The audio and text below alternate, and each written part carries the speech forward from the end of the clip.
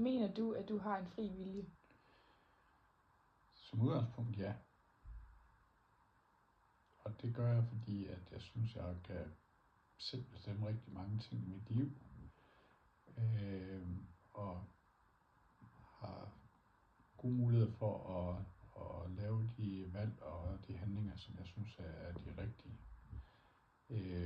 Men man er også nogle gange i nogle situationer, hvor man ikke altid bestemmer alting selv, men hvor man jo af fri vilje har for eksempel taget et arbejde, hvor at nogle andre måske bestemmer over en gang imellem os. Og så er det jo ikke altid det, som man selv gerne vil, der man gør. Jamen, jeg mener da, at jeg kan som udgangspunkt gøre, hvad jeg vil, hvad min samvittighed tillader mig at gøre, men der er ikke nogen, som der bestemmer over, hvad jeg kan gøre. Der er selvfølgelig myndigheder og så videre, og man kan blive straffet, men der er jo ikke, der er ikke nogen, der står imellem, hvad meget af de beslutninger, jeg tager, ligesom. Føler du, at du selv bestemmer dine valg, eller bliver du påvirket af andre? Jeg synes, jeg langt hen ad vejen tager min egen valg, men det er jo klart, at man ikke altid kan undgå at blive påvirket af ens omgivelser, om det er ens arbejdskolleger, ens chef, eller ens familie, eller ens venner. Så man modtager jo input alle steder fra, også fra sociale medier og reklamer og alt muligt andet, som påvirker en de valg, man træffer. Men som udgangspunkt synes jeg har frit valg til at træffe de beslutninger, jeg gerne vil. Det er jo, jeg tror på, at det er en mellemting. Altså man kan jo ikke, det er jo også alt efter hvilken personlighed man lige har. Men selvfølgelig kan man ikke lade være med at blive påvirket af, hvad andre mener og tænker, når man skal til at tage et valg. Og så kan man jo blive mere, nogen kan blive mere påvirket end andre. Og selvfølgelig også alt efter hvilken beslutning man skal tage.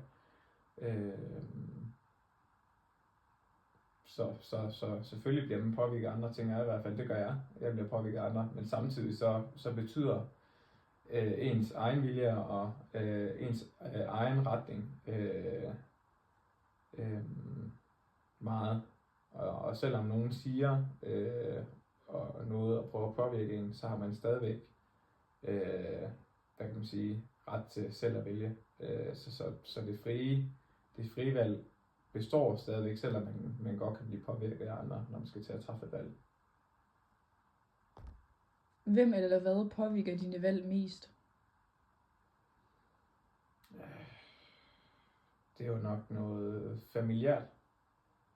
Det er nemt at sige mor og far, men det tænker jeg dem, fordi det er dem, man har størst respekt for, og det er dem, der har mest livserfaring og ligner en selv, og nogen man gerne vil stræbe efter at blive lige så dygtige som, og har dem som naturlige forbilleder. Så jeg tænker, at det er meget naturligt, at det er det, man bliver mest påvirket af.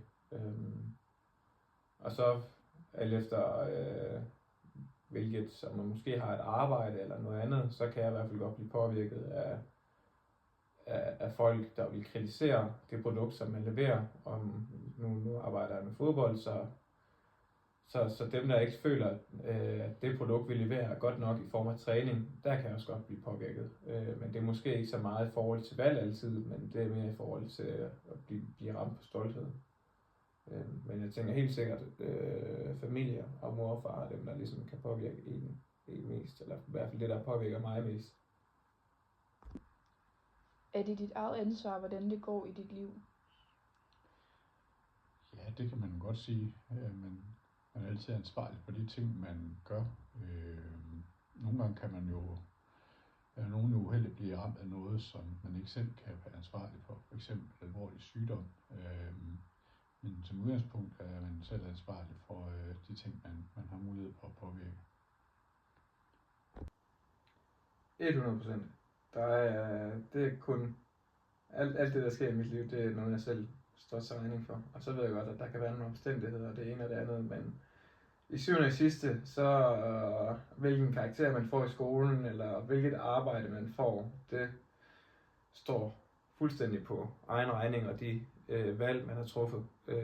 Har man valgt at læse lektier, eller Har man valgt at dygtiggøre sig, eller har man valgt at sende en ordentlig ansøgning, eller ligger man på en ladeside og fester hver weekend osv. Så 100% alt det der sker. Selvfølgelig ikke, det sker uden for ens egen cirkel, men alt det der sker for en, synes jeg er godt, man kan sige, eller i hvert fald ifølge mig er noget, man selv har ret. Ja. Har du det fint med det, eller oplever du også, at det nogle gange kan være svært eller hårdt til at stå til ansvar for de valg, du træffer?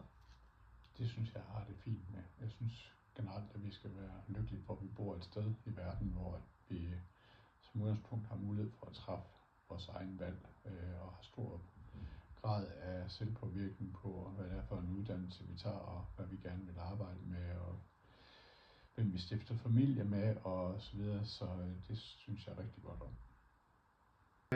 Jamen det kan selvfølgelig godt være svært, hvis det er, at når man godt ved, at man selv står til ansvar for det, man laver, og det man så laver ikke er godt nok, så rammer det selvfølgelig en selv, fordi der ikke er andre og ligesom give skylden. Så på den måde, så kan den måde at se tingene på godt være hårdt for en, men jeg synes samtidig også, at det giver en masse godt.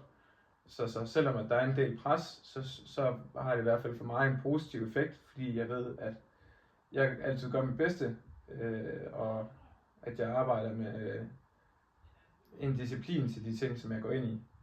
Og så selvom at det måske ikke altid lykkes, og at det så er mig selv, som man ligesom kan pege på, så synes jeg alligevel, at man når et skridt længere, end hvis man på forhånd siger, at det er der altså nogle andre, der bestemmer for mig. Det er nogle andre, der skal bestemme, om man skal få en forfremmelse, eller om man skal få den ene eller anden karakter, eller om man er med i det gode hold eller det dårlige hold, eller få arbejde, og så videre. Så jeg synes også, selvom at det godt kan bringe noget pres for mig, så bringer det en masse gode ting, at alt ansvar er på ens egen skulder. Fordi så er der ikke, så er det svært at løbe fra, hvad kan man sige, opgaven.